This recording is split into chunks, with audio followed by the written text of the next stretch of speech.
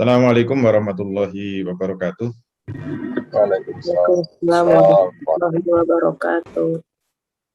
Alhamdulillahirabbil alamin. Shalatu wassalamu ala asrofil anbiya'i wal mursalin. Sayyidina wa maulana Muhammadin wa ala alihi wa sahbihi ajmain amma ba'd. Bapak Ibu dan saudara-saudara sekalian yang dirahmati Allah, alhamdulillah pada kesempatan yang mulia ini kita bisa dipertemukan kembali oleh Allah Subhanahu wa taala untuk melanjutkan materi kita. Kita sudah sampai pada materi yang ke-9. Wah, udah mau selesai. Sudah mau lulus ini. Masya Allah. Nggak kerasa sudah mau lulus menjadi pakar ekonomi Islam. Nanti gelarnya apa ya? Sarjana ekonomi Islam. Mau gelar profesor boleh. Profesor honoris causa.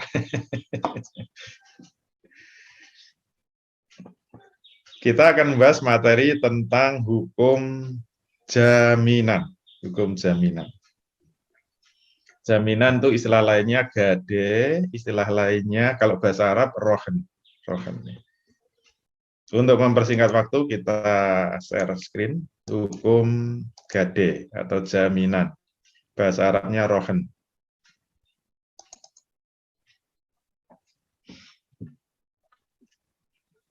Jadi rohen itu apa? Jaminan apa? Kita lihat pengertiannya dulu. Nah, ini pelan-pelan.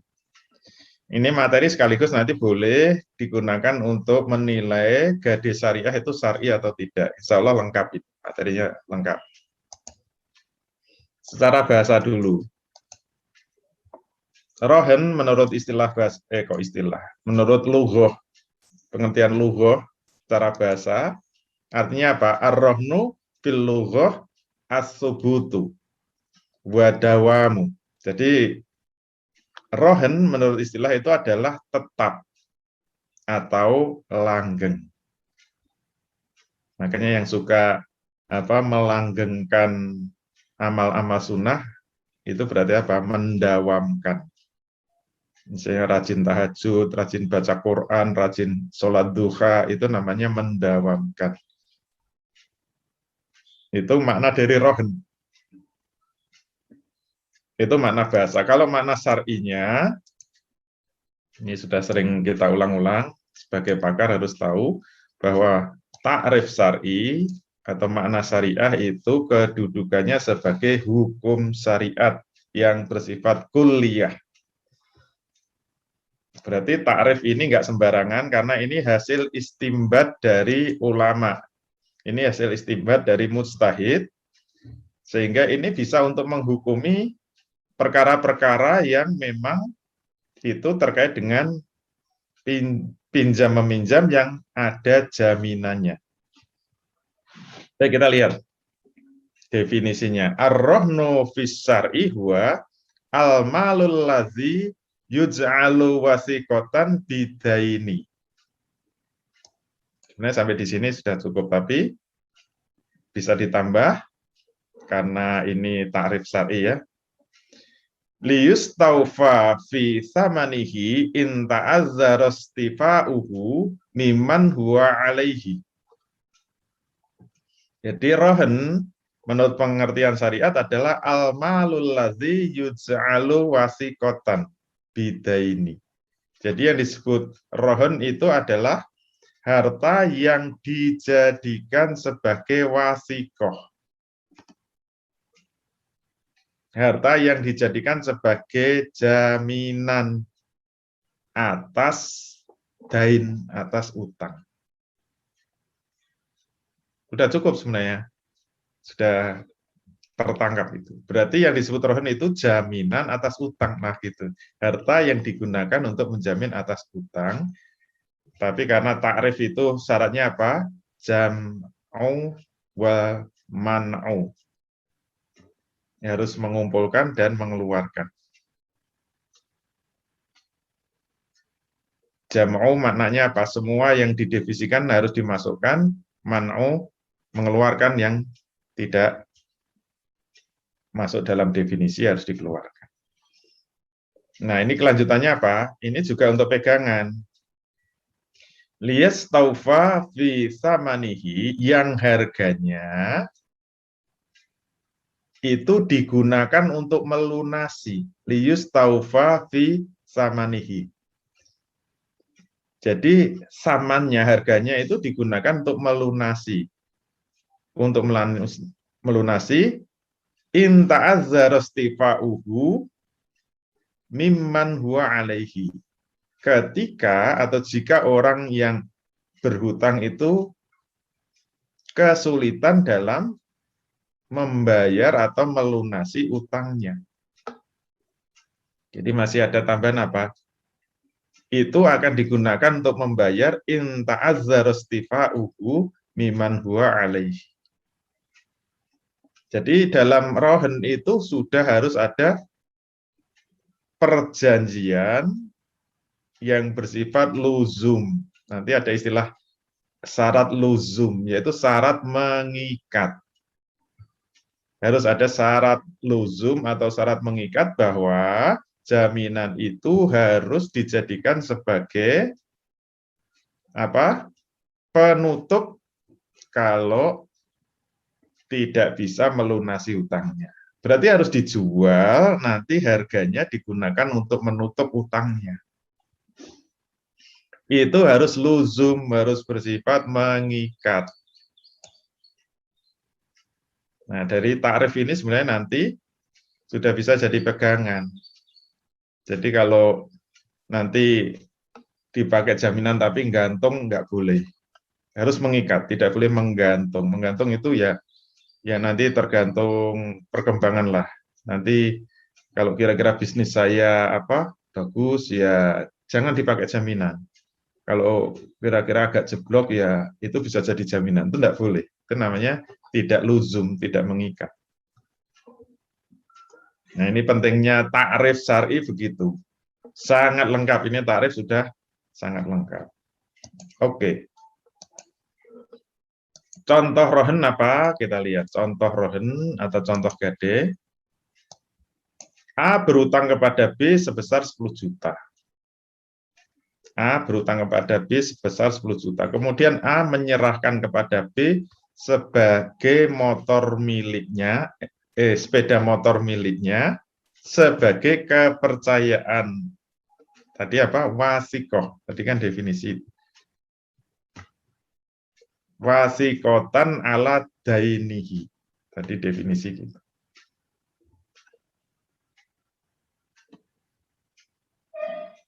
Al-malul ladzi yaj'alu wasikotan ala daini. Jadi sepeda motor ketika diserahkan itu sebagai jaminan. Sehingga kalau A tidak mampu melunasi utangnya, maka boleh bagi B atas izin A untuk menjual sepeda motor itu. Ini contoh ringkes dari pengamalan rohni atau gade. Oke, sekarang kita lihat boleh apa enggak menggadekan barang itu boleh enggak? Alhamdulillah hukumnya boleh. Alhamdulillah, alhamdulillah. Dalilnya dari kitab. Dari kitab ini ini istilahnya dulu. Dalilnya dari kitab itu wa in kuntum ala safarin walam tajidu katiban farihanum maqbudatun. Nah, ini disebut istilahnya. Wa in kuntum ala safarin, kalau kamu dalam perjalanan dan bermuamalah secara tidak tunai, ini karena ini sambungan ya. Ini ayatnya panjang, ini ayat yang paling panjang di dunia. 283. Satu lembar itu, satu lembar ayat Quran. Jika kamu dalam perjalanan dan tidak bisa bermuamalah salat tunai, walam tajidu katiban, dan kamu tidak memperoleh penulis, kalau sekarang ya notaris lah istilahnya. Kalau nggak ada notarisnya, farihanum makbudotun, maka kamu boleh memberikan, ini hendaklah kamu memberikan barang tanggungan rohen. Nah, ini rohennya muncul di sini kata roh. Makbudotun, yang bisa dipegang oleh yang memberi utang. Nah, ini kata makbudoh ini dulu pas membahas jual beli ada kata makbud, wajib makbud. Wajib makbud itu maknanya apa? Dipegang. La tabihu hatta takbidoh. Janganlah kamu menjual kembali barang yang kamu sudah kulaan itu sebelum kamu pegang. Nah, itu hatta takbidoh. Sebelum kamu pegang. Itu tidak sah langsung jual. Makanya dropshipping tidak boleh. Kecuali syarat dan ketentuan berlaku. Yaitu apa? Kalau untuk barang kimia boleh dropshipping. Kalau makbud wajib untuk barang misliyat. Nah, ternyata untuk rohen ini barang gadenya harus dipegang oleh yang memberi utang. Oke, karena boleh sekarang memunculkan rukun dan syarat. Ini rukun langsung syaratnya. Nah, ini perlu kita pahami. Dulu waktu membahas awal fikih muamalah maliyah ini, saya selalu mengatakan umumnya kan rukun itu 3 ya. Umumnya rukun itu 3.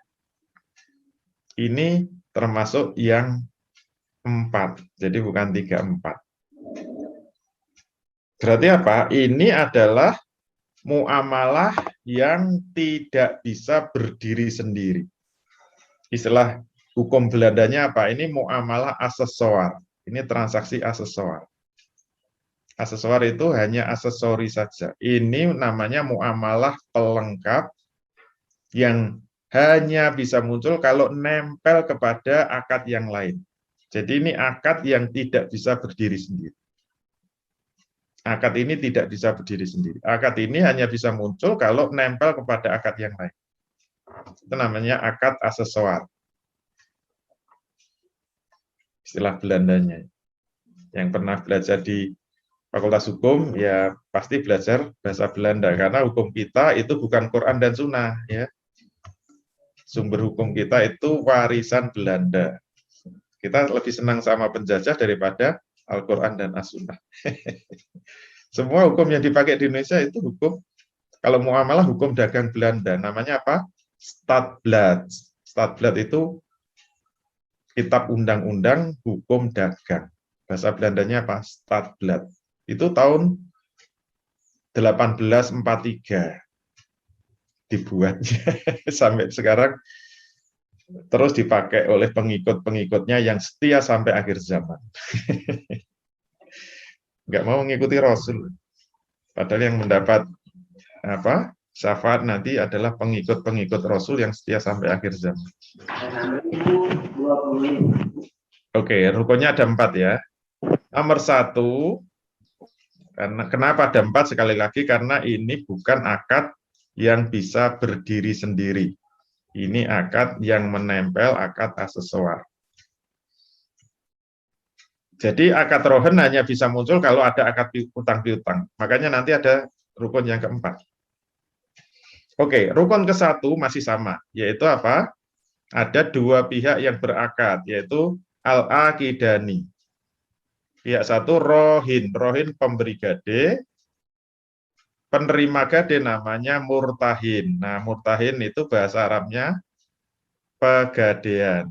Jadi kalau ketemu kantor pegadean itu bahasa Arabnya apa? Murtahin. Tolong diingat terus. Karena nanti kalau ada hadis muncul istilah murtahin, itu pegadeannya, itu kantor pegadean. Jadi rukun pertama harus ada 2 pihak, yaitu rohin dan murtahin.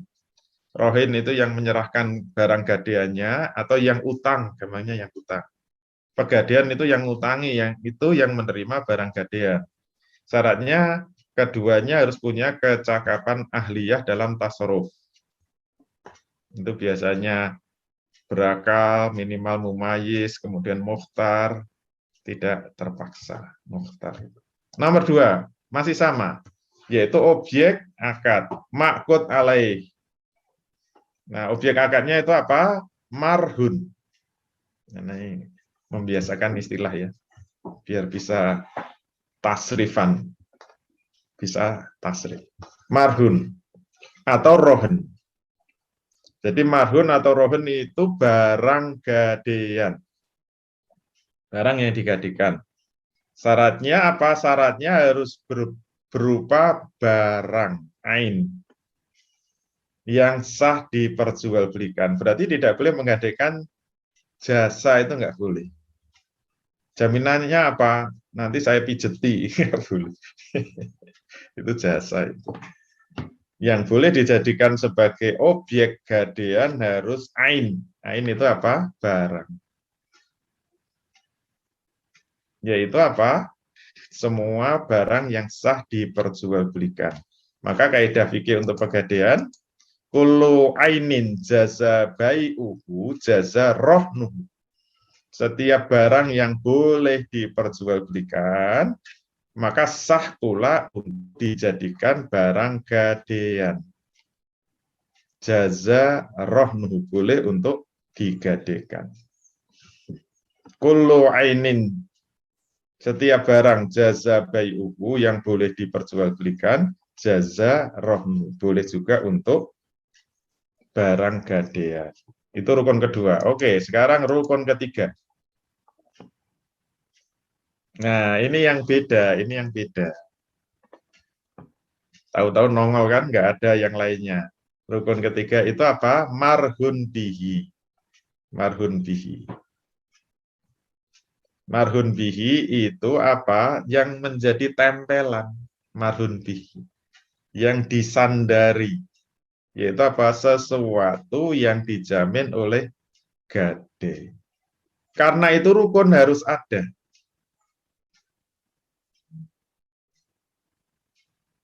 Jadi akad gade atau akad rohen hanya muncul kalau ada sandarannya, yaitu marhun bih, sesuatu yang dijamin oleh gade. Yaitu apa? Ad-dain. Nah, karena tadi masuk yuja'ala ala daini. Yuja'ala wasikotan ala daini. Kok yuj'ala? Yuj'alu wasikotan ala daini.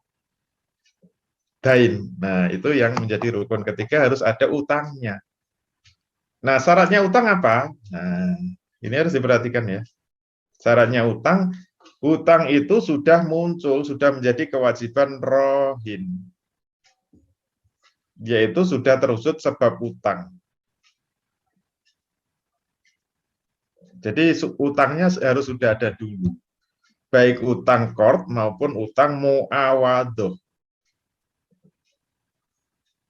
Ingat, utang itu dibagi dua, ada dibagi tiga ya sebenarnya. Ada dain muawadoh, dain itslaf, dan dain qard. Utang muawadoh yaitu utang dagang atau utang sewa juga boleh. Terus utang karena merusak barang orang lain, dan yang ketiga utang karena pinjaman, utang qard. Terserah mau utang apa saja boleh, yang penting apa? Sudah ada utangnya, baru boleh muncul rohennya. Jadi jangan sampai rohen dulu baru utang. Utang dulu baru rohen. Yang kedua, utang memungkinkan untuk dilunasi. Jangan sampai utang 1 miliar, gajinya sebulan 1 juta, ambiar itu. Ngelunasinya sampai 7 turunan nggak lunas-lunas. Saya pernah ditawari, hanya guyon. Ditawari rumah mewah sekali. Ya seneng lah gitu. Harganya berapa? 5 miliar gitu. Udah, untuk Pak Condro dicicil nggak apa-apa. Kuatnya berapa? Kita siap gitu. Saya hitung-hitung. Saya kuatnya 5 juta per bulan. Oh, nggak apa-apa gitu. Yang penting tanda tangan siap. Tak hitung-hitung itu 5 miliar. ketemunya 60 tahun. Nggak tahu dulu ketemunya 60. Ada uang mukanya berapa dulu. Uang mukanya itu berapa terserah pokoknya. Pokoknya dulu itu saya ngitung kok ketemunya 60 tahun. Lah umur saya ini sudah mau 60 tahun nih. Dia juga nggak sadar ngomong, oh iya ya.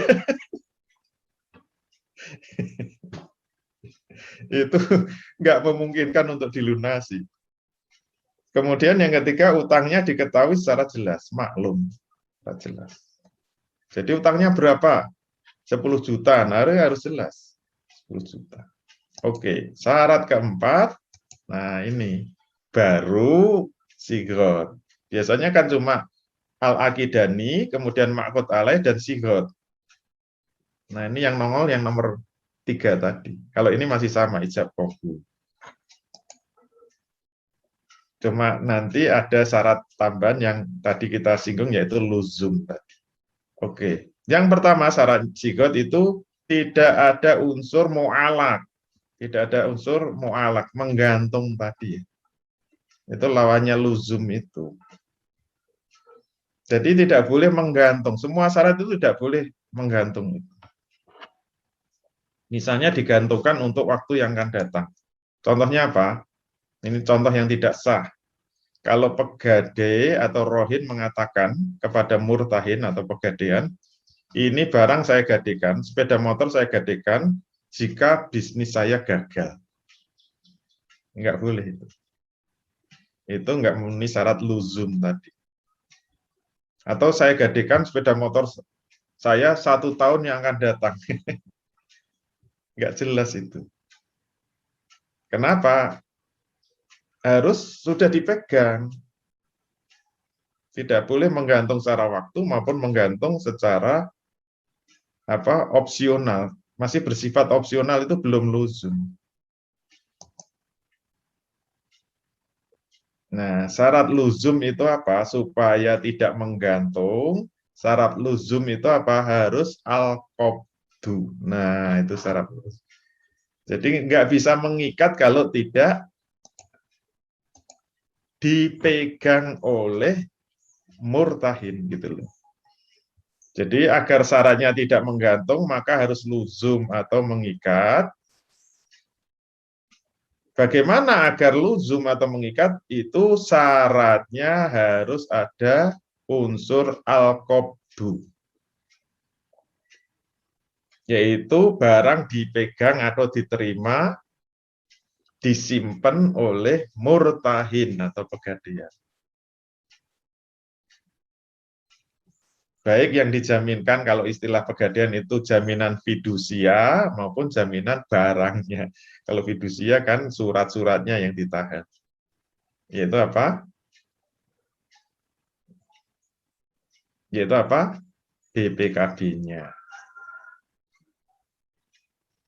Jadi barangnya, motornya masih dipakai terus, tapi BKB-nya ditahan.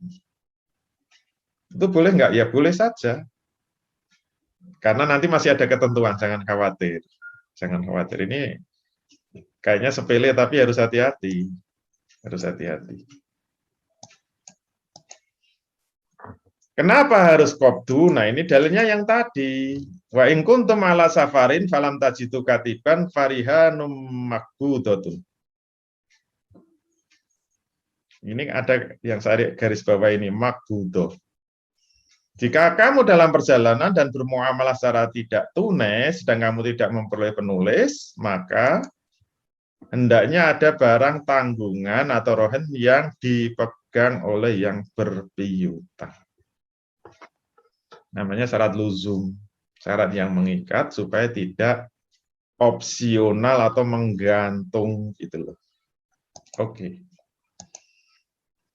Nah, kenapa nanti barangnya dipakai kok boleh, yang dipegang cuma fidusia, jaminan fidusianya.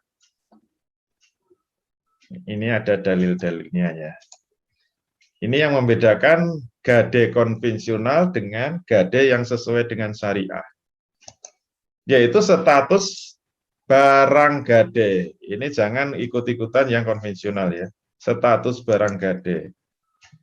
Menurut pandangan Islam, barang gade yang sudah diserahkan kepada murtahin atau pegadaian, yang sudah al-qabdu, sudah dipegang oleh pegadaian, itu tidak berarti statusnya sudah berpindah milik. Tolong diperhatikan. Kalau barang gade sudah diserahkan, itu belum berpindah milik, melainkan masih tetap milik rohin, milik pemberi gade. Tidak berubah menjadi milik murtahin. Nanti konsekuensinya apa? Kita lihat dalilnya dulu. Kita lihat dalilnya. Kenapa? Hanya khusus. Kenapa ini hanya miliknya?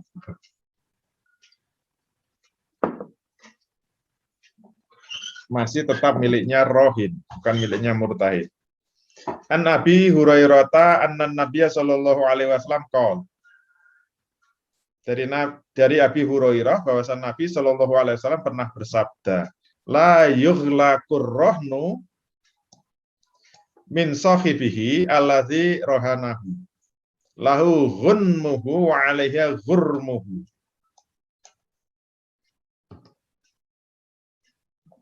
Ini bacanya ghunmu, ghunmuhu, bukan ghunamu. Kalau ghunamu, kalau nggak ada harokannya, keliru. Ghunamu itu kambing.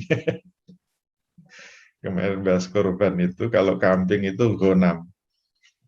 Kalau keuntungan itu ghunmu. Makanya dalam kaidah bagi hasil itu al-ghunmu bil ghurmi. Nah, ini ada ghunmu dan ghurmu. Ghunmu itu keuntungan, ghurmu itu kerugian.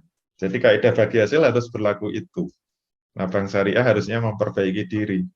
Kalau tabungan mudharabah itu harus berlaku al-ghunmu bil ghurmi. Keuntungan harus berjalan seiringan dengan kerugian.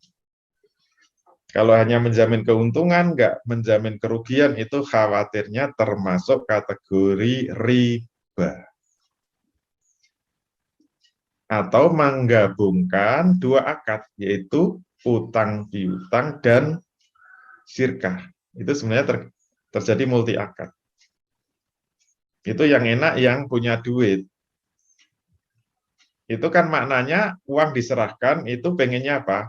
Kalau rugi itu dianggap utang piutang, berarti baliknya tetap nggak mau nanggung kerugian. Tapi kalau untung mintanya itu bagi hasil. Itu namanya apa? Multi akad. Multi akad itu ya haram. Kalau tidak dianggap multi akad, itu sebenarnya sama dengan riba. Kalau kembalinya tetap itu kan utang. Kok minta tambahan, yaitu bagi hasil, itu riba namanya. Karena riba itu kullu qardin jarra manfaatan wa riba. Setiap pinjaman, ciri pinjaman itu apa? Baliknya tetap. Kok minta manfaat, memunculkan manfaat itu adalah riba. Kullu qardin jarra manfaatan fa riba. Setiap qard atau pinjaman yang menghasilkan keuntungan itu adalah riba. Jadi kita khawatirnya apa? Itu terjadi riba kalau tidak berlaku al-ghunmu bil ghurmi atau al-ghurmu bi ghunmi juga boleh. Bolak-balik. Biasanya yang sering dipakai al-ghurmu bil ghunmi. Kerugian harus berbanding dengan keuntungan. Ini sekilas saja membahas tentang utang piutang. Nah, ini juga begitu. Nabi mengatakan la yughlaqu ar-rahnu min sahibihi. Tidak menutup atau tidak tertutup barang gade itu dari pemiliknya. Alladzi rohanuhu, kalau itu digadekan. Jadi maksudnya apa kata Nabi? Barang yang digadekan itu tidak berpindah milik, itu masih miliknya rohin yang menggadekan. Maka kalau sampai nanti gagal bayar, Nabi mengatakan lahu ghunmuhu, maka baginya itu keuntungannya, wa alaihi hurmuhu, maka baginya juga kerugiannya. Maksudnya apa? Maksudnya kalau utangnya macet, kan harus dijual tadi. Kalau ada kelebihan harus dikembalikan, kalau ada kekurangan masih tanggungannya si utang. Tanggungannya yang utang. Contohnya kalau utangnya 10 juta. Utangnya 10 juta, kemudian yang digadekan motor. Kan motor itu cuma diperkirakan. Oh, ini kira-kira nanti kalau dijual 12 juta lah. Oke, masuk. Biasanya pegadaian kan gitu. Jadi barang jaminan. Berjalan 5 bulan misalnya. 5 bulan sudah dicicil 5 juta. Macet. Kurang 5 juta. Nggak bisa ngelunasi. Motor harus dijual. Ternyata laku 10 juta. Laku 10 juta. Berarti apa?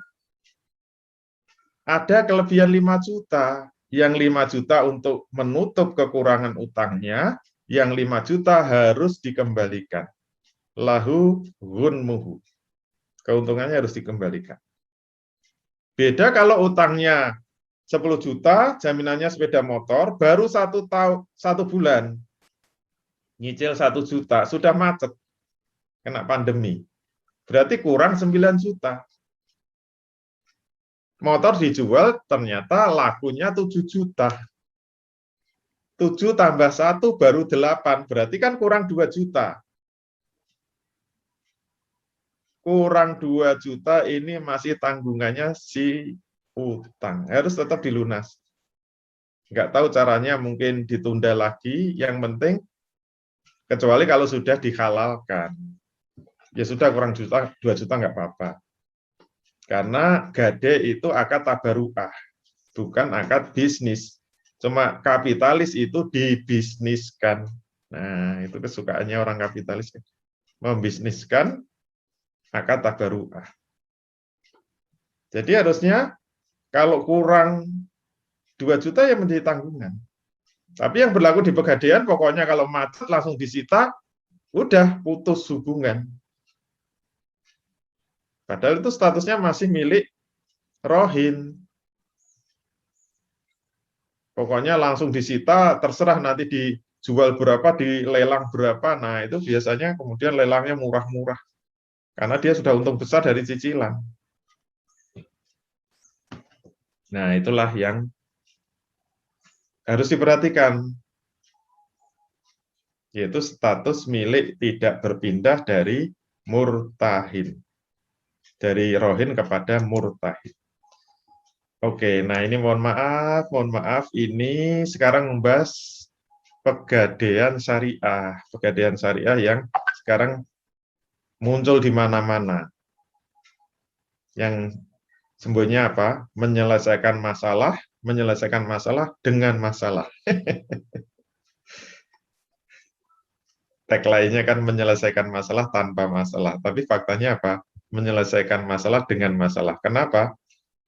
Diutangi oleh pegadaian tapi pakai riba.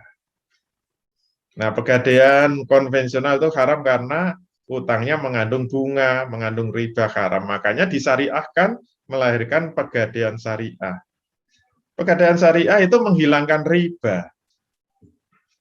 Jadi kalau utang 10 juta ya nanti baliknya 10 juta. Terus ada barang yang digadaikan. Terus pegadaiannya dapat untung dari mana? Dari menarik biaya penitipan. Nah, kalau yang digadaikan motor, maka kena cas. Menitipkan motor selama 1 tahun berapa per bulannya. Nah, itu keuntungannya pegadaian syariah. Berarti apa? Ribanya sudah hilang, karena utang 10 juta, baliknya 10 juta. Terus keuntungannya dari mana? Biaya penitipan. Nah, mohon maaf, sekarang kita bahas hukum menetapkan biaya penitipan atau penyimpanan itu boleh apa enggak. Menurut hadis Nabi ya, boleh setuju, boleh enggak. Ini hadisnya kita sampaikan apa adanya. Supaya tidak menimbulkan fitnah. Masya Allah, Masya Allah. Ini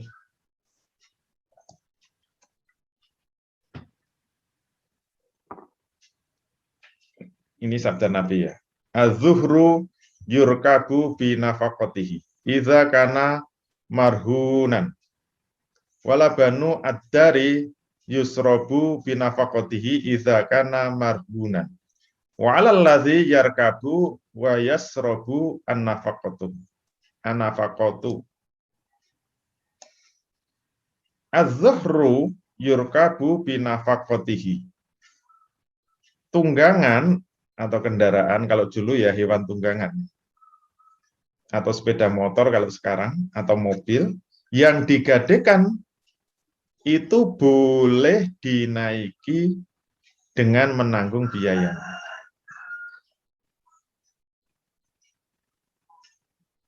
Siapa yang menanggung biayanya?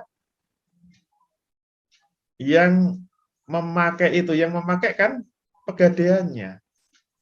Kalau sepeda motornya dititipkan pegadaian, boleh nggak itu dipakai? Boleh. Syaratnya apa? Menanggung biayanya. Wala banud dari yusrobu binafakoti. Kalau yang dititipkan itu binatang ternak kan bisa diambil susunya, diminum. Itu harus menanggung biayanya. Malah dia yang harus bayar kepada rohinnya, pada pemilik hewannya itu. Malah harus bayar. Bayar kepada yang punya sapi atau onta. Wa 'alal ladzi yarkabu wa yasrabu an-nafaqatu. Bagi yang menaiki kendaraan atau minum susu, wajib menanggung biayanya. Kesimpulannya apa? Biaya perawatan itu ditanggung oleh murtahin atau pegadaian, bukan yang menitipkan.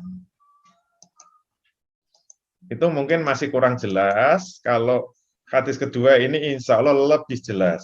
Lebih jelas. Idza kanat ad-dabatu marhunatan fa'ala murtahini. Nah, ini langsung disebut murtahin. Pegadaian. Fa'ala murtahini alfuha. Nah, menanggung biayanya. Membayar ujrohnya, ya, menanggung biaya. Wala banud dari yusrobu wa 'alal ladzi yasrobu nafaqatuhu. Nah, yang lebih jelas itu yang pertama ini. Idza kanat ad-dabatu marhunatan, kalau ada hewan tunggangan yang digadekan wa 'alal murtahini, kepada murtahinya yaitu pegadaiannya, wajib menanggung biayanya. Jadi biaya perawatan itu yang menanggung siapa? Murtahin. Jangan malah ditarik cas. Biaya penitipan kepada yang menggadaikan, itu menyalahi hadisnya. Termasuk kalau itu mengeluarkan susu, kalau itu diminum harus membayar kepada pemilik sapinya gitu loh. Kesimpulannya apa? Dua dalil di atas. Kesimpulannya biaya pemeliharaan atau penyimpanan barang gade itu menjadi kewajiban murtahin, bukan menjadi kewajiban rohin. Berarti dalam pegadaian syariah terbalik.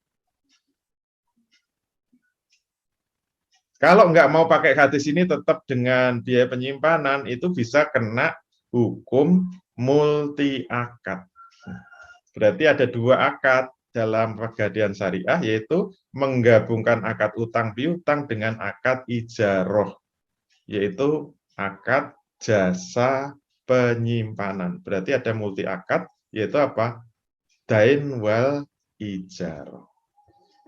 Itu haramnya bisa dua lapis.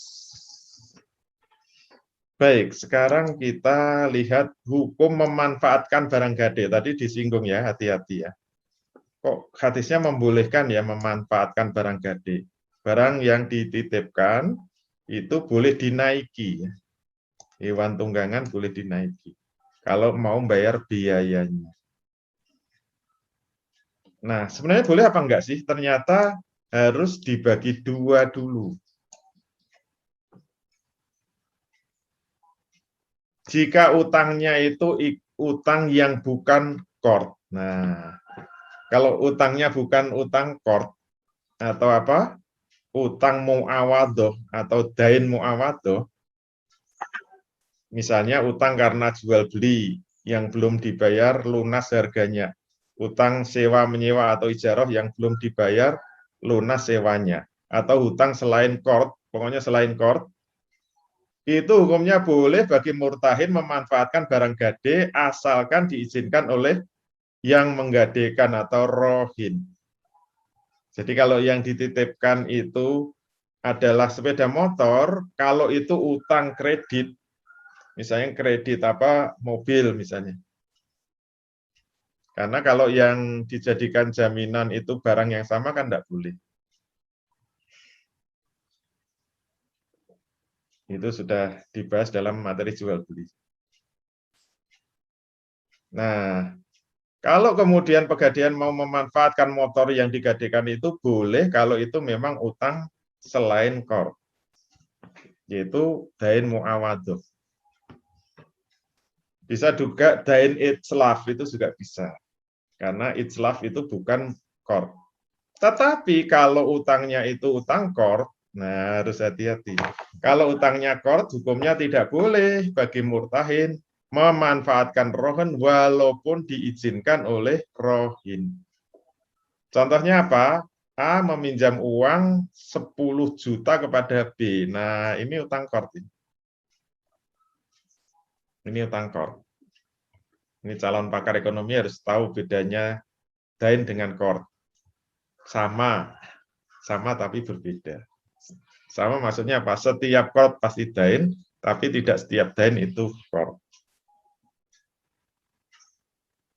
Jadi misalnya A meminjam kepada B itu 10 juta, dan kemudian B menggadaikan sepeda motor kepada A, maka tidak boleh bagi B memanfaatkan sepeda motor itu walaupun diizinkan oleh A. Dalilnya apa? Nah, ini dalil yang biasa kita pakai. An anasin wasu'ila ar-rajulu minna yukridu akhahul mala fayuhdilah. Qala Rasulullah sallallahu alaihi wasallam, "Idza aqrada ahadukum qardon fa ahdalahu aw hamalahu 'ala dabbati wala yarkabha wala yakbalhu illa ayyakuna jara bainahu wa bainahu qabla dzalik." Nah, ini sudah sering kita sampaikan ya hadis ini. Dari Anas, beliau tanya kepada Rasul. Seorang laki-laki dari kami meminjamkan qard ya, ini qard ya. Makanya ini harus matanya harus dipelototin. Ar-rajulu minna yukridu akhahul mala. Nah, yukridu itu berarti qard.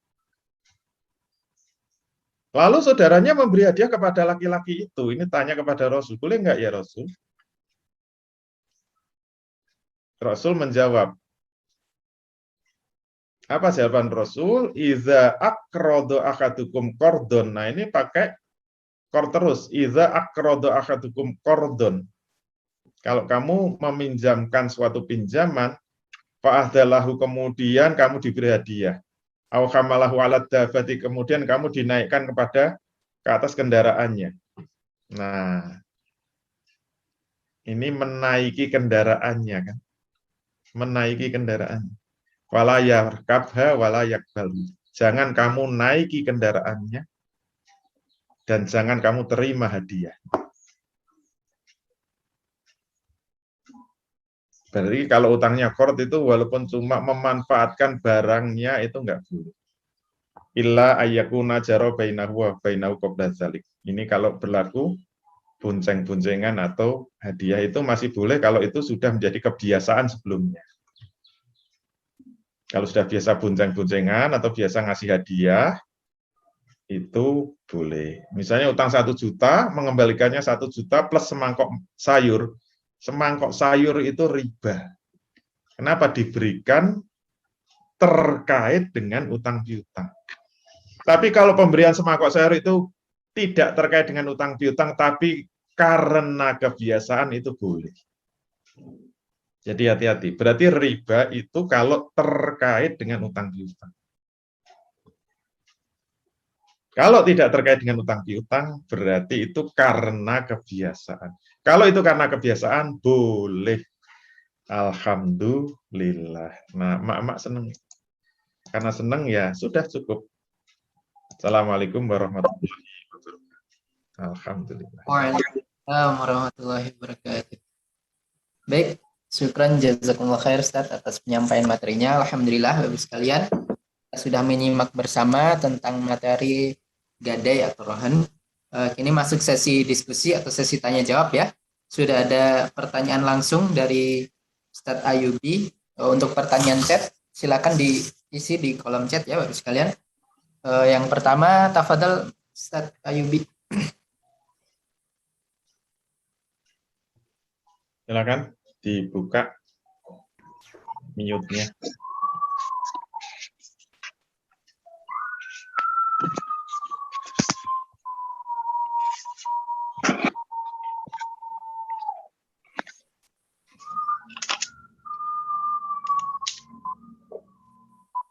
Bismillahirrahmanirrahim. Assalamualaikum warahmatullahi wabarakatuh.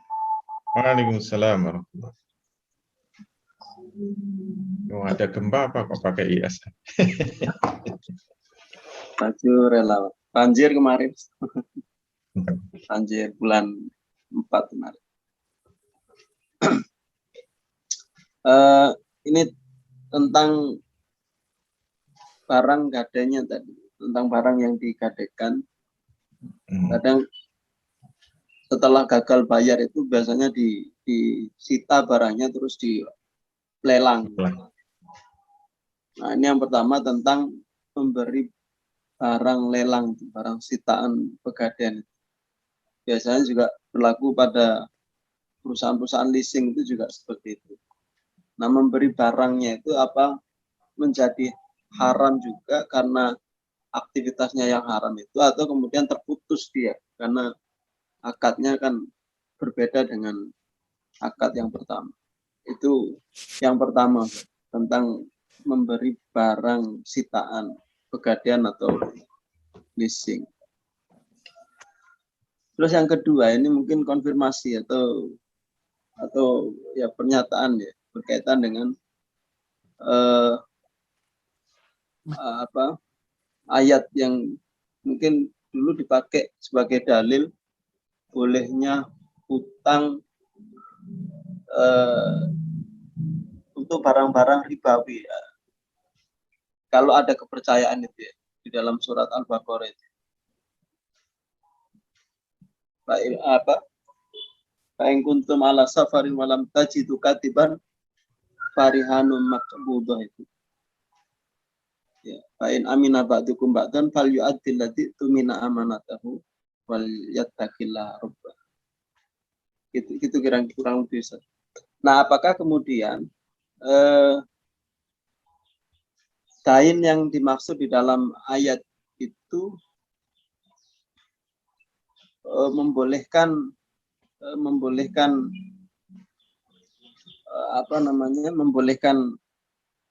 pemilik barang tadi itu untuk memanfaatkan barangnya tadi. Nah, itu tadi. Nah, jadi dua pertanyaan itu mungkin bisa diberi pencerahan. Ya. Terima kasih. Nah, ini studi kasus ini. Ini alumni Core Isaac harus bisa jawab. Harusnya jadi soal ujian.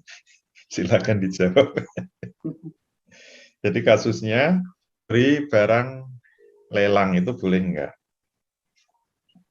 Kalau hukum asalnya jual beli secara lelang kan boleh. Namanya baik muzayyadah.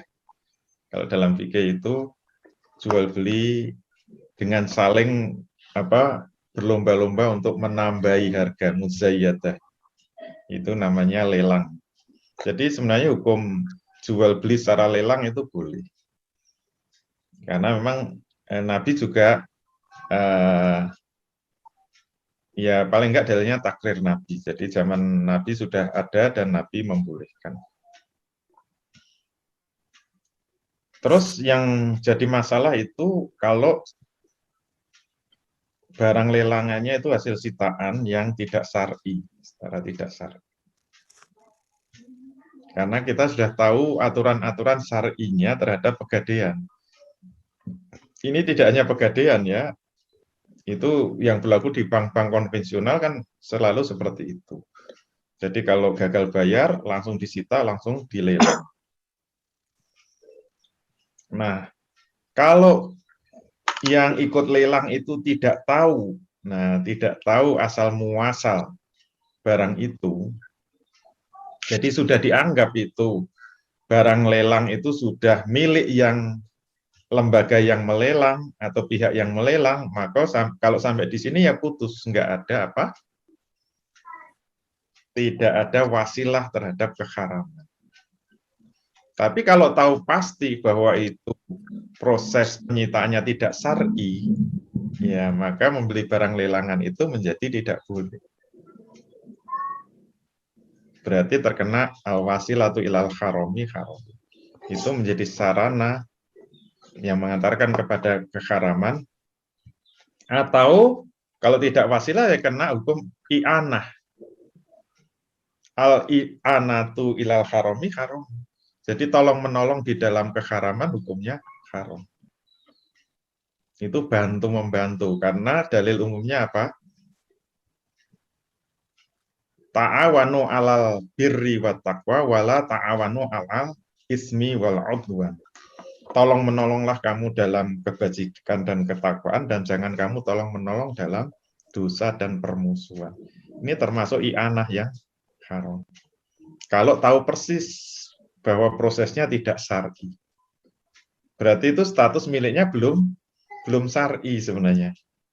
Kan status itu sebenarnya miliknya yang menggadaikan. Tapi kalau kita mau cuek, ya nggak mau tahu ini asalnya gimana, langsung beli ya. Ya semoga aja halal dan ya paling kecipratan. Kecipratan dikit. Karena tahu dikit-dikit. Kecipratan dosa dikit-dikit. Kalau mau gitu ya. Nah, itu repotnya kalau tahu memang gitu ya. Tapi haram itu memang beda dengan sah atau tidak sah. Kenapa? Karena muamalah itu ada yang sah tapi memunculkan dosa, ada yang memang tidak sah dalam arti batal. Jadi kalau akad jual belinya itu tidak sah, itu uang yang diperoleh digunakan untuk apa saja haram. Beda dengan jual belinya sah, tapi kena dosa. Itu uang yang kita terima dipakai untuk apa saja halal. Contoh jual beli yang apa? Yang sah tapi kena dosa itu jual beli ketika azan Jumat sudah berkumandang. Itu semua jual beli harus dihentikan. Kalau tetap misalnya ke masjid haus, ada jual es di pinggir masjid, kita beli, itu jual belinya sah. Yang minum itu halal, yang dapat duit itu halal, tapi kedua-duanya dapat dosa. Itu namanya jual beli yang sah tapi kena dosa.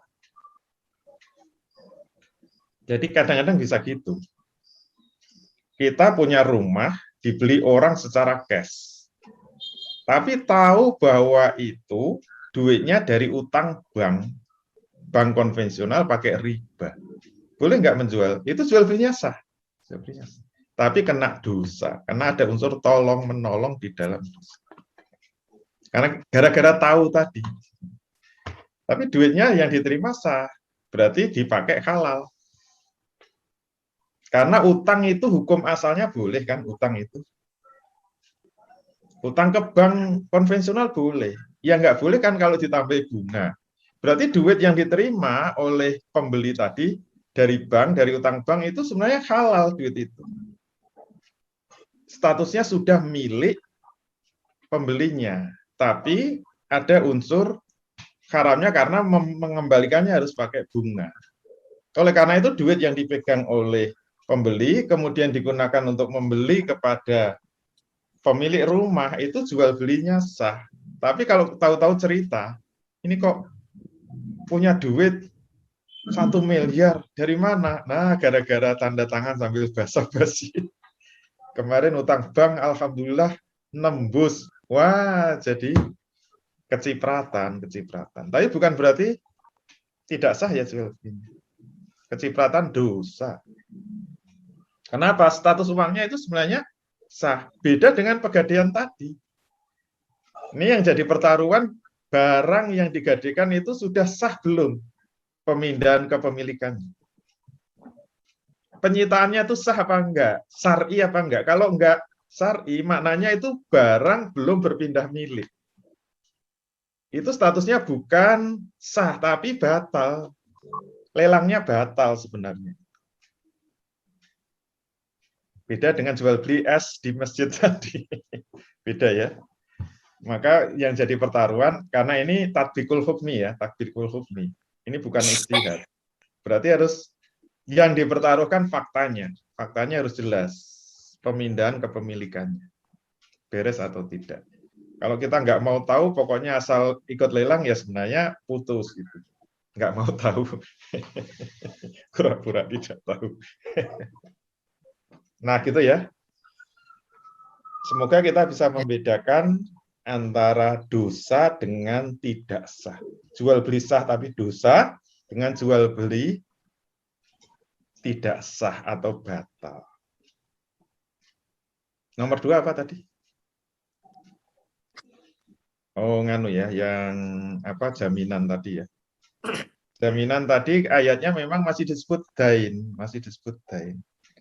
Maka kembalinya pada pembahasan tentang dain.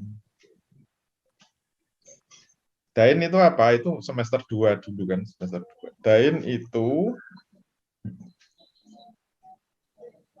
itu mayas butuh fizimati. Apa-apa yang sudah tetap menjadi tanggungan. Jadi semua yang sudah tetap menjadi tanggungan itu dain. Berarti dain itu maknanya luas. Maka dain dibagi 3 kan, ada dain muawadoh, ada dain itslaf, ada dain qard. Jadi ada utang dagang, ada utang merusak barang orang, dan ada utang pinjaman. Berarti ayat tadi kalau masih menggunakan kata dain, itu berarti masih utang piutang secara umum, boleh pakai gade. Makanya tadi karena ada dalil khusus, memanfaatkan barang gade tergantung jenis dainnya. Kalau dainnya muawadoh, memanfaatkan barang gade atas izin pemiliknya itu boleh. Tapi kalau itu utang utang qard, memanfaatkan barang gade hukumnya haram. Ini di desa-desa harus hati-hati, yang suka menggadaikan sawahnya, tapi utangnya utang duit, utang 10 juta yang digadaikan sawah, terus sawahnya digarap sama yang ngutangi, itu riba. Walaupun diizinkan oleh yang punya sawah. Riba itu. Jelas riba. Karena utang dain qard. Jadi jangan sebut dain saja ya, dain qard. Utang karena pinjaman, utang karena qard. Jadi ayatnya tadi masih dain itu berarti masih makna umum untuk seluruh utang piutang. Makanya biasanya qard diterjemahkan pinjam meminjam. Kalau dain utang piutang. Gitu ya, Allah. Baik. Ada tanggapan, Ustaz? Ya, tadi berkaitan dengan lelang tadi. Jadi memang disampaikan bolehnya lelang tadi itu karena takrirnya Rasulullah. Baik muzayadah tadi. Apakah nanti pada titik tertentu tidak menjadi goben fahisi, Ustaz? Karena bisa jadi nanti kan harga itu tidak sesuai dengan harga pasaran karena ada musabakohnya tadi itu. Sehingga kemudian barang yang tidak seberapa itu karena ada panas saling memanasi antara pembelinya itu, jadi barang yang tidak seberapa itu harganya jadi bisa tidak masuk akal. Apakah tidak jadi begitu nanti? Open fahisi. Iya. Nah, kita berangkatnya harus dari kebolehan. Harus ada kebolehan dulu. Karena itu sudah dalil khusus ya, dalil khusus bahwa lelang itu boleh. Oleh karena itu, apakah akan terjadi open fahisi atau tidak, itu tergantung ada kong kali kong atau tidak. Kalau ada kong kali kong, jelas haram hukum. Banyak terjadi open fahisi. Open fahisi tidak hanya mahal, bisa murah juga. Biasanya mohon maaf ya, nanti biasanya kong kali kongnya dengan pihak perbankan. Itu diumumkan hanya syarat saja gitu loh. Mengumumkannya sehari gitu loh. Yang ngerti cuma teman-teman yang dikasih tahu. Besok ada lelang.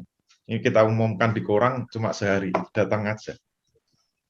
Mohon maaf ya, saya kasih contoh rumah depan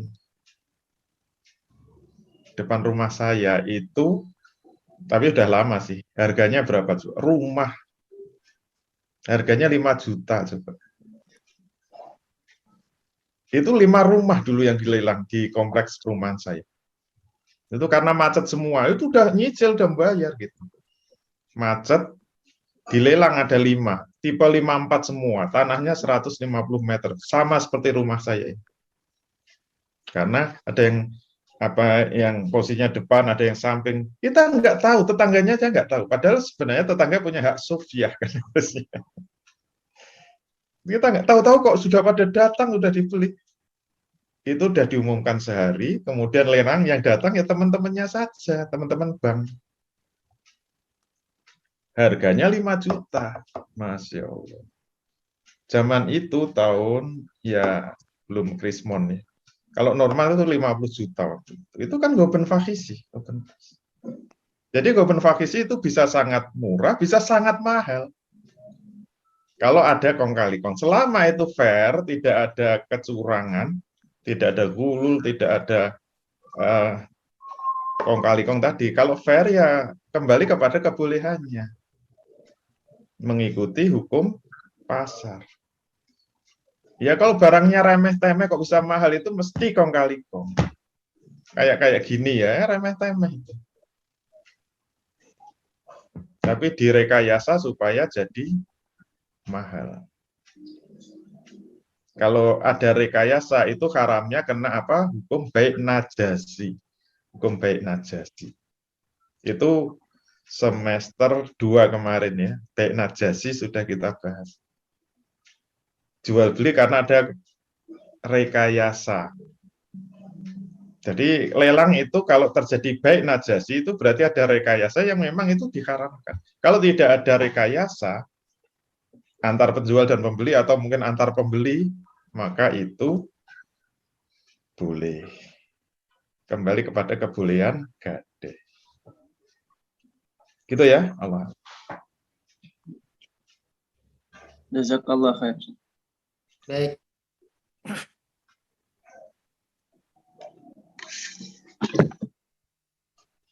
Gitu Bapak-Ibu sekalian. Masih ada lagi untuk pertanyaan langsung mungkin? Silakan, masih diberikan kesempatan. Ya, silakan. Ingat ini sudah bapak-bapak terakhir. Sudah mau lulus. Kalau udah lulus nggak boleh tanya lagi. Kalau udah lulus harus siap ditanya, bukan bertanya terus.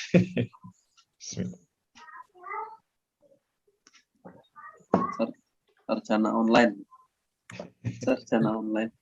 Sarjana online. Universitas Online Indonesia. Universitas Online Islam Indonesia. OII. Nyanyi UII. Online Islam Indonesia. UOII. Baik, masih ada lagi, silakan. Ini chat banyak kayaknya. Baik, mungkin beralih ke pertanyaan chat terlebih dahulu ya, sekalian. Nanti kalau masih ada waktu bisa pertanyaan langsung lagi. Ini dari Bunda Reni, Ustaz.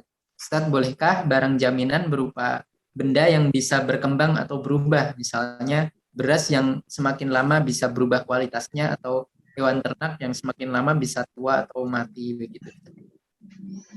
Iya, nggak ada masalah. Nggak ada masalah. Yang penting berlaku apa? Makbud. Yang penting itu ada yang dipegang dan bersifat luzum, bersifat mengikat atau pasti. Kalau beras dijadikan jaminan boleh nggak boleh. Nanti pas dijual sudah kualitasnya turun. Dijual murah bahkan nggak laku. Terus gimana? Kan tadi berlaku hadisnya. Jangan khawatir. Kalau dijual rugi, ada unsur apa? Ghurmuhu. Fa'alaiha ghurmuhu. Kalau ada rugi itu tanggungannya siapa? Tanggungannya rohin. Gitu loh. Makanya jangan mengikuti pegadaian konvensional. Kalau pegadaian konvensional kan begitu nggak bisa bayar langsung disita. Selesai urusan. Itu nggak boleh.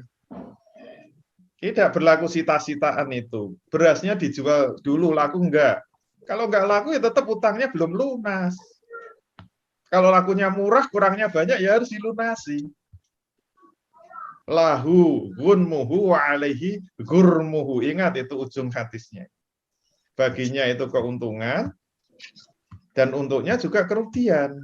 Maksudnya kalau ada keuntungan harus dikembalikan kepada rohinnya. Kalau rugi masih kurang harus dibayar oleh rohinnya. Utang itu harus dilunasi. Kalau gagal bayar walaupun sudah dijual harus dilihat harganya kurang apa enggak. Apalagi lagi ternaknya makin tua dijual murah ya kurang berapa ditutup. Makanya harus dijual. Gitu ya, Allah. Nggak usah khawatir.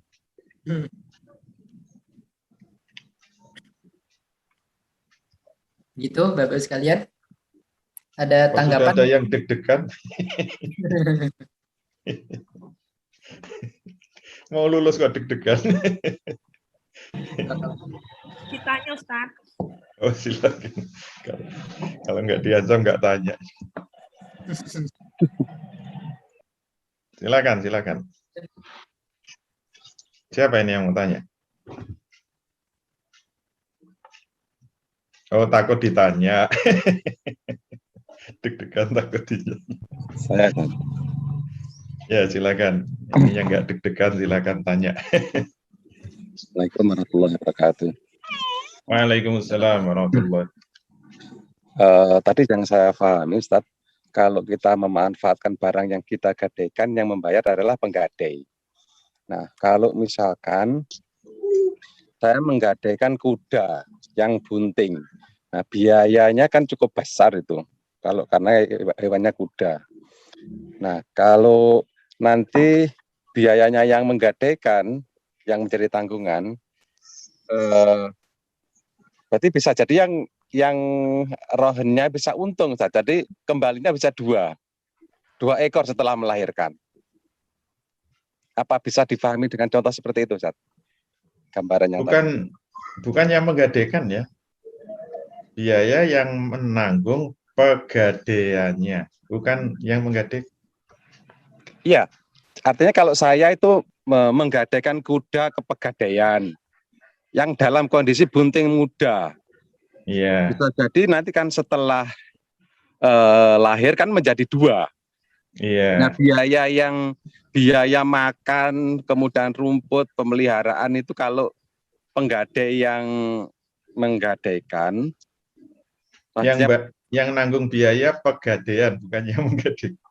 Iya, berarti kan yang justru penggadainya malah untung, Ustaz, karena kan kuda tadi satu bunting, biayanya kan dibebankan kepada penggadaian. Menjadi dua. Justru kan malah untung. Iya. Kalau jadi dua, nanti utangnya bisa dilunasi enggak? Kalau dilunasi ya dua-duanya dikembalikan.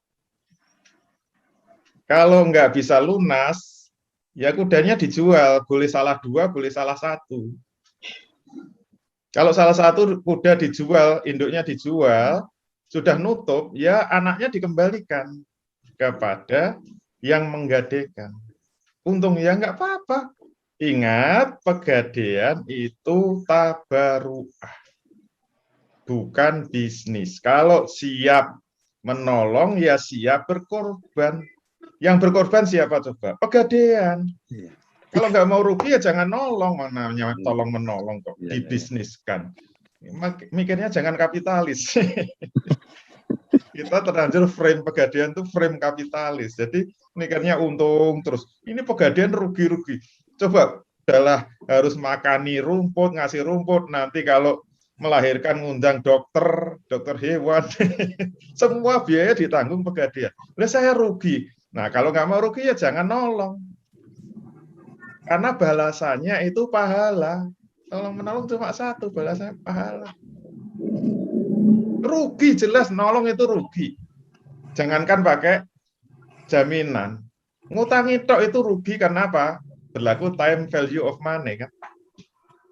Makanya bunga itu dihitung mengikuti kompensasi dari penggunaan uang. Itu namanya riba nasiah itu. Karena kita kehilangan oportunitas memegang uang. Itu namanya time value of money. Kehilangan kesempatan menikmati uang itu karena dipinjamkan. Makanya kompensasinya harus berdasarkan lamanya waktu meminjamkan. Itu namanya riba nasiah. Masih ingat ya definisinya? Harus ingat, kullu ziyadatin bimuqabilil ajli. Setiap tambahan karena kompensasi waktu, itu riba nasiah. Riba nasiah itu benar-benar hitungannya waktu. Dari kata nasa'a. Artinya, menurut orang kapitalis, meminjamkan uang itu berkorban. Bunga itu kompensasi dari pengorbanan yang telah diberikan. Kalau Islam, pengorbanannya diberi kompensasi dengan pahala. Kata baruah itu harus niatnya cari pahala. Maka harus tahu rumpun tabaruah dan rumpun tijariyah. Nah, qard itu masuknya tabaruah. Rohen masuknya tabaruah. Nanti pertemuan terakhir apa? Kafalah itu tabaruah. Sekarang jadi bisnis semua. Qard menjadi perbankan, rohen menjadi pegadaian, nanti kafalah menjadi asuransi. Itu bisnis semua. Orang kapitalis sukanya memanfaatkan kesempatan dalam kesempitan. Ya, mesti untungnya besar. Dalam Islam haram itu bisnis dalam tabaruah itu haram. Maka frame-nya harus dirubah dulu. Gitu ya? Allah. Syukran, Ini harus agak galak karena sudah injury time. Insya Allah dipahami ya, Ustaz Faruk. Sudah mau Insyaallah, lulus Ustaz. soalnya. Sudah mau lulus. Baik, Ini sepak bolanya sudah babak keberapa ini? Sudah 16 besar apa 8 besar nggak pernah nonton.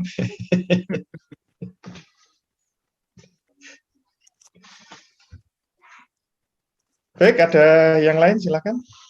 baik, Ustaz mungkin menambahkan yang barusan ya dari saya. Kalau misalnya itu jaminan begitu seperti kuda tadi, tapi tidak diserahkan kepada pegadaiannya juga nggak apa-apa kan? Artinya nanti untuk biayanya pegadaiannya nggak menanggung seperti itu. Maka itu juga bisa dilakukan seperti itu. Ya nggak boleh. Oh, tetap Kan harus tadi syaratnya diserahkan ya. makbud. Syaratnya makbud. Dan makbudnya harus luzum. Harus makbud. Harus makbud. Makbud itu ada sesuatu yang dipegang. Kalau tidak ada sesuatu yang dipegang, itu namanya bukan jaminan.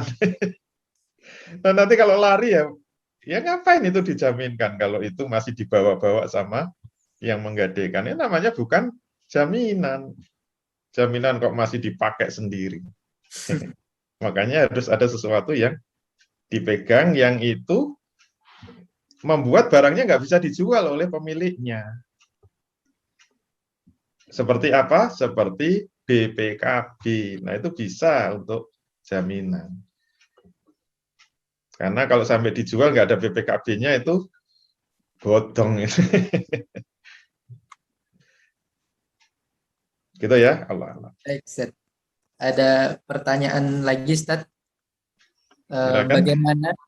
Bagaimana hukum orang yang duduk di lembaga yang telah mengeluarkan fatwa syariah kepada beberapa core bisnis, termasuk pegadaian syariah yang tidak syariah? Gitu. Ya, jangan duduk di situ. Segera berdiri terus keluar. Gitu aja.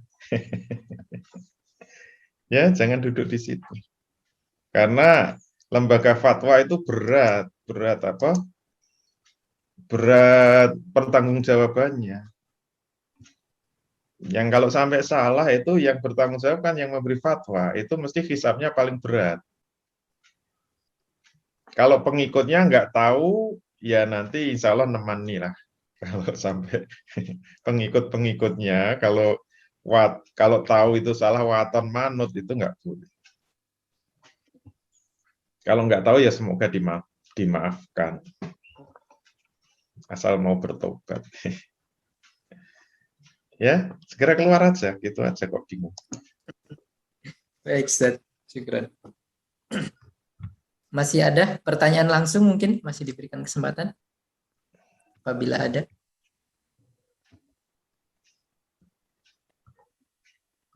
Baik, bila belum ada, ini pertanyaan terakhir sepertinya, Ustaz.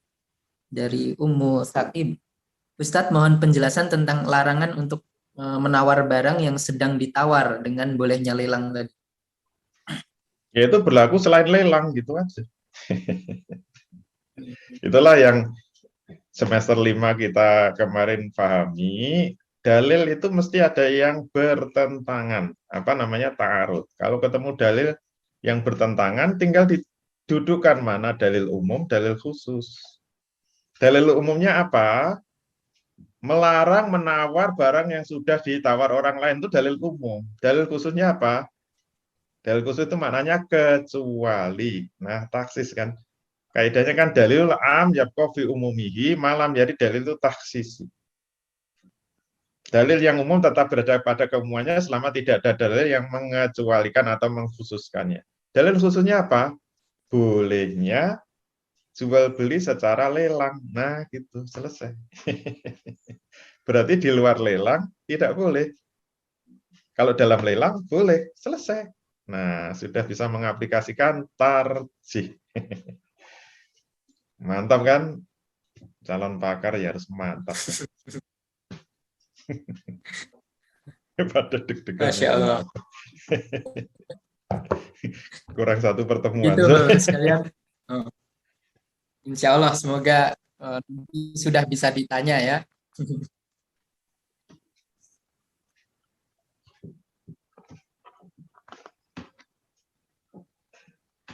Ada tambahan Ustadz dari Ustadz Faruk. Ustadz, apa berarti menjual barang yang sedang dalam pergadaian itu haram, Ustadz? Ya haram kan, itu bukan miliknya pegadaian. Itu miliknya rohin, miliknya yang menggadaikan. Ketika sudah gagal bayar pun harus atas izin. Kalau nggak diizinkan ya nggak boleh. Itu bukan barangnya. Maksudnya itu bukan terus nggak boleh jual. Izin itu maksudnya apa? Cara jualnya gimana? Mau bareng-bareng apa dipasrahkan itu kan, karena itu menyangkut barangnya orang gitu loh. Barang-barang itu supaya tidak ada kong kali kong gitu loh. Kan yang punya barang itu punya kepentingan agar barang itu dijual semahal-mahalnya. Supaya bisa nutup utangnya. Kalau ada lebih bisa dikembalikan gitu loh. Kalau langsung pasrah bongkoan ya kalau memang dia mau ya nggak apa-apa. Kalau enggak ya berarti menjualnya harus seizin pemiliknya. Maksudnya supaya benar-benar di bawah pengawasan pemiliknya. Supaya tidak terjadi kong kali kong tadi. Supaya benar-benar mahal itu. Pengennya kan gitu yang punya barang. Nah kalau tahu-tahu dijual ya nggak boleh lah. Apalagi belum macet kok dijual ya nggak boleh. Kan ada in ta'azzaro. Kalau dalam kondisi memang gagal bayar. Kalau nggak ada itu berarti tidak boleh. Kembalinya kepada ta'rif dari rohen. Paling enak itu ta'rif diapalin aja lah. Mungkin ujiannya harus apa? Harus hafalan ta'rif. Kalau yang menjual itu malah justru yang menggadaikan. Tanpa Itu namanya bukan sepengetahuan barang penggadai. gadean. Syarat itu barang gadean kan nggak bisa dijual pemiliknya. Itu namanya al-qabdu. Nah, kok bisa jual itu gimana? Berarti itu tidak dijamin. Kalau barang itu masih bisa dijual, namanya bukan barang gadean, gitu loh. Makanya syaratnya apa? Al-qabdu. Gimana ceritanya kok bisa dijual yang pemiliknya itu gimana?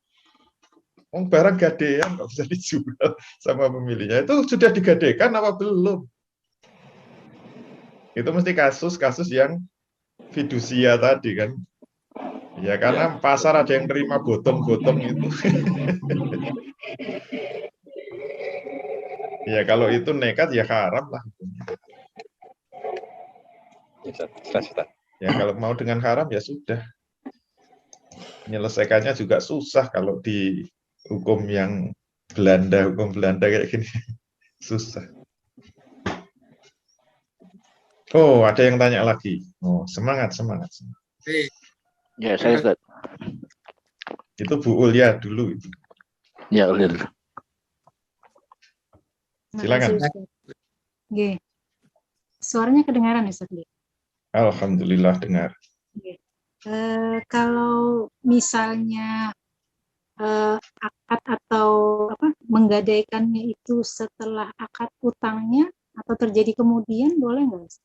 Jadi misalnya seseorang berhutang sekian juta, dijanjikan 1 tahun, dua bulan berjalan kok mungkin yang menghutang ini tiba-tiba merasa tidak srek gitu ya, kemudian meminta jaminan, boleh tidak menyusul seperti itu? Ya boleh saja, asal yang utang mau gitu loh. Karena apa? Gade itu boleh diminta, boleh enggak. Mestinya gade itu kan ketika akad utang. Berarti kalau utangnya tidak pakai jaminan, itu namanya utang piutang biasa. Dan itu sudah terjadi akad. Dan akad itu nggak bisa berubah, kecuali kedua-duanya ridho gitu. Di tengah jalan minta jaminan. Itu boleh asal yang utang itu ridho. Kalau enggak kan nggak bisa, akadnya sudah jatuh. Akadnya sudah terjadi ijab kabul, sudah mengikat. Itu artinya utang piutang sudah terjadi tanpa jaminan. Tapi ingat setiap akad bisa dirubah asal atas keridhaan kedua belah pihak, namanya ikolah. Tapi kalau yang utang nolak ya nggak bisa maksa. Wong itu sudah akadnya sudah terjadi sebelumnya. Dari dulu sudah setuju kok. Saya memang nggak punya jaminan. Kok sekarang tiba-tiba minta jaminan? Nggak bisa ya, nggak bisa maksa. Gitu ya. Allah. Baik. Selanjutnya siapa? Monggo silakan. Baik, Ustaz Haris. Ya, Waalaikumsalam warahmatullahi wabarakatuh. Waalaikumsalam. Ini tadi yang pertama terkait dengan jaminan fidusia tadi. Ya, baik BPKB atau misalnya STNK apa semuanya. Berarti barangnya itu berarti masih dipegang oleh si pemilik gadai. Nah, pertanyaannya berarti misalnya kalau motor itu kan dia susut kayak gitu. Nah, susut boleh jadi misalnya waktu digadaikan jadikan jaminan barang itu mungkin masih di atas harga daripada utang piutang kayak gitu. Tapi begitu dalam perjalanan ternyata barang ini dipakai susut misalnya. Nah, ternyata misalnya utangnya 5 tahun. Nah, ternyata pada tahun keempat ternyata terjadi masalah dalam hal utang piutang. Si pemberi gale tadi ini ternyata sudah tidak mampu membayar. Nah, ternyata barang yang digalekan tadi kan harganya juga sudah tidak sesuai dengan barang jaminan. Nah, apakah statusnya di sini pemakaian barang jaminan yang sudah tadi dijaminkan sejak awal boleh dipakai? Kemudian yang kedua, bagaimana dari sisi nilainya itu tadi satu. Itu yang pertama. Kemudian yang kedua terkait dengan yang ini masih mengganjal di saya saat terkait dengan jual beli. Kalau yang lalu kan udah pernah dijelaskan bahwa jaminan dalam Islam untuk hal dalam jual beli kan bisa dua, bisa kafalah, bisa rahan. Nah, kalau misalnya di awal misalnya memang tidak pernah dipersyaratkan seperti itu, misalnya tidak ada rahan, tidak ada kafalah. Nah, karena kita anggap bahwa orang ini sebenarnya bisa dipercaya. Tapi ternyata dalam perjalanan macet ini jual belinya, kreditnya macet. Lalu kemudian orangnya nggak didapat lagi gitu, nggak didapat lagi sehingga susah untuk kemudian melunasi utangnya. Sementara di satu sisi barang yang dikredit sebenarnya juga dikredit oleh si pemberi kredit. Nah, yang jadi persoalan ketika ini sudah jatuh tempo, si pemberi pinjaman tadi sudah kesulitan juga untuk membayar. Sementara di sisi lain dia juga menjual ternyata juga macet. Nah, adakah solusi dalam Islam yang membolehkan itu misalnya karena orangnya sudah tidak bisa didapat, apakah boleh dijual secara sepihak, lalu kemudian nanti misalnya uangnya itu tetap dikembalikan sesuai dengan uang yang sudah masuk kayak gitu.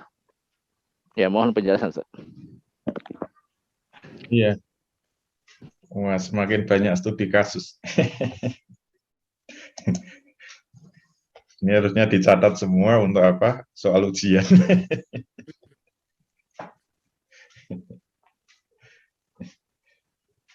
Yang pertama, kalau barang dipakai yang menggadekan kemudian susut gimana? Ya nggak ada masalah. Nggak ada masalah. Selama paham hukum gade dalam Islam. Kenapa? Menggadekan itu nggak harus sesuai dengan harga utangnya, nggak harus sesuai dengan jumlah utang. Itu terserah keridoan yang ngutangi. Wong ngutangi nggak pakai jaminan juga boleh. Pakai jaminan boleh. Harganya di atas boleh, sama boleh di bawah boleh. Ya properti saya yang di Makassar, coba lihat itu. Saya kreditkan rumah. Jaminannya apa? Rumah itu harganya berapa coba? Kalau kredit kan bisa 500 juta, jaminannya apa? Sepeda motor. Sudahlah sepeda motor, fidusia lagi.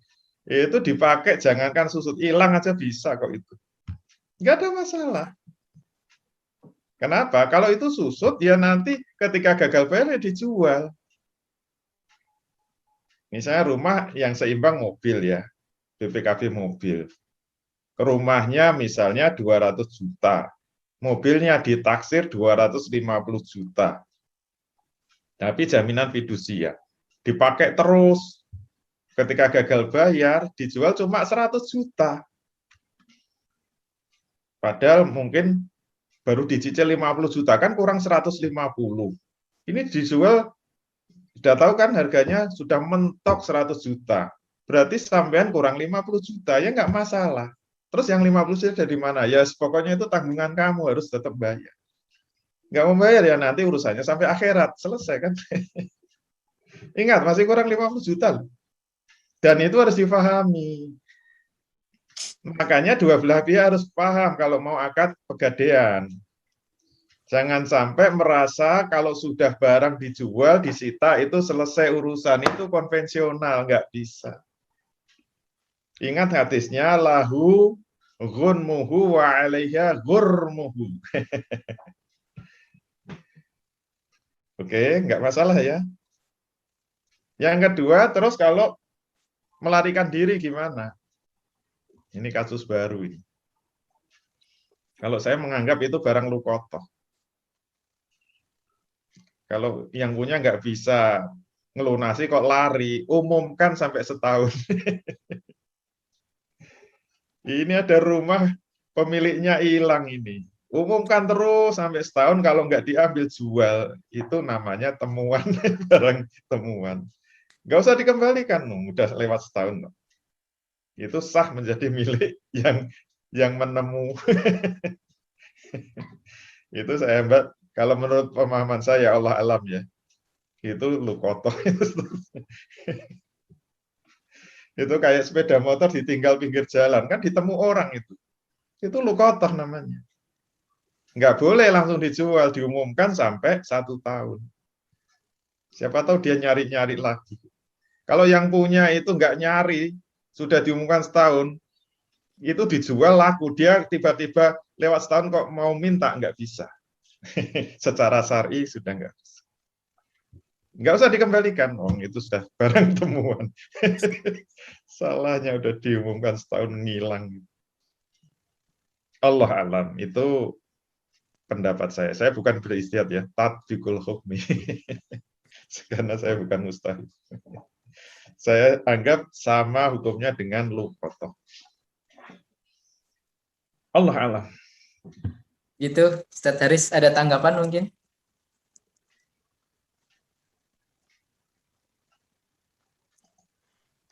Kalau tadi itu yang barang gadai tadi, Ustaz, apakah pegadaian itu boleh menentukan jenis barang jaminan?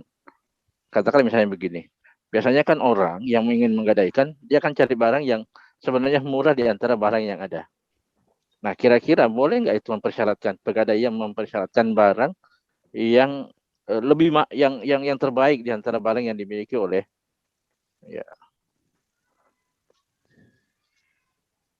Ya jelas boleh, itu haknya pegadaian kok. Ya. Haknya pegadaian. Selama ada kesepakatan kayak gitu ya. Iya, harus tawar menawar. Dan mestinya yang paling liquid dan nilainya tinggi. Iya. Jangan yang susah dijual. Kalau susah dijual, yang digadaikan misalnya apa, tanah tapi di pelosok atau di atas gunung dijual nggak laku-laku, ya susah ya. Ya itu silakan, wong itu haknya yang pegadaiannya itu haknya dia. Kalau memang nggak ada memenuhi syarat, dia nggak mau ngutangi, ya boleh kok. Utang itu sunnah kok, utang piutang. Kalau dia nolak ya tidak haram kan. Mohon maaf, ini tidak permintaan kreditnya kita tolak karena barang jaminannya tidak ada yang menurut standar kami. Ya nggak apa-apa. Nggak usah baper lah ya. Namanya apa. Yang penting dua belah pihak harus paham. Ya, Ustaz Haris kalau mau bisnis properti, konsumennya harus di-training dulu. Iya. Kan sudah lulus Core Isaac, siap mentraining. Siap. Berani mentraining, udah punya sertifikat Core Isaac. Mantap. Allah Allah. Baik. Kayak Trust SS. Trust SS itu kalau mau utang itu harus ikut 3 kali pengajian. Baru dikasih. Nah, itu. Kenapa? Syarat muamalah dua belah pihak harus paham, maka harus dipahamkan dulu. Gitu ya, Allah. Baik, syukran Ustaz. Gitu Bapak-Ibu sekalian.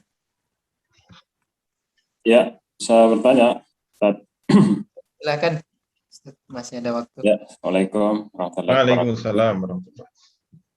Nah, saya mau tanyakan terkait dengan utang piutang. Jadi awalnya itu utang piutang. Kemudian setelah berjalan, setelah berjalan maka yang mengutang ini tidak bisa. Jadi maaf, awalnya bukan utang piutang. Jadi ini ada si A itu meminta kepada si B untuk menjualkan barang, menjualkan 1 unit mobil. Nah, kemudian setelah barang dijual, kemudian si B belum mengembalikan belum mengembalikan uang penjualan mobil. Nah, kemudian begitu berjalan setahun, kemudian si B memberikan jaminan berupa 1 petak sawah. kepada si A. Nah, apakah dengan mengelola jaminan ini si B bisa mengambil manfaat dari sawah ini sampai si A mengembalikan uang pengganti pembelian mobil itu. Sampai sekarang masih berlangsung seperti itu. Jadi tanah masih dikelola oleh si B, tanah si A masih dikelola oleh si B. Kira-kira seperti apa kalau ada kasus seperti ini? Iya. Nah, ini bagus, ini banyak studi kasus. Ini alumni harus sudah bisa jawab. Jadi yang paling penting itu memahami fakta. Itu faktanya itu utang piutang qard apa utang piutang dain muawadah tadi.